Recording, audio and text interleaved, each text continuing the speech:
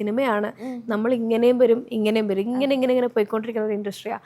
അപ്പോൾ ഒരു സമയത്ത് ഞാൻ നല്ല രീതിയിൽ പീക്കിൽ നിന്ന സമയത്ത് എന്നെ പബ്ലിക്കിൽ കണ്ടിട്ട് ഹഗ് ചെയ്യാനും ആക്സെപ്റ്റ് ചെയ്യാനും ഒക്കെ ഇവരുണ്ട്.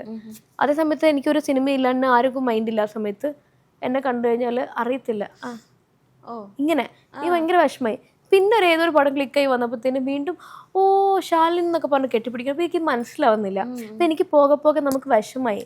ഈ ആളുകൾ നമ്മളോടുള്ള സ്നേഹം കാണും നമ്മുടെ സ്ഥാനം നോക്കിയിട്ടാണോ? എന്തൊക്കെ പറഞ്ഞാലും ഇപ്പം കുട്ടി എന്താ ചെയ്യുന്നത്, ഇപ്പം ട്രെൻഡിങ് ആണ്, ഓക്കെ. പണ്ടെങ്ങാണ്ടൊരു മല്ലു സിംഗ് ചെയ്തു, അതിനകത്ത് എന്തോ ഒരു അനിയത്തി ചെയ്തു എന്ന് പറഞ്ഞിട്ട് ഞാൻ എത്ര കാലം, അത് കഴിഞ്ഞിട്ടുണ്ട് 10-12 വർഷമായി.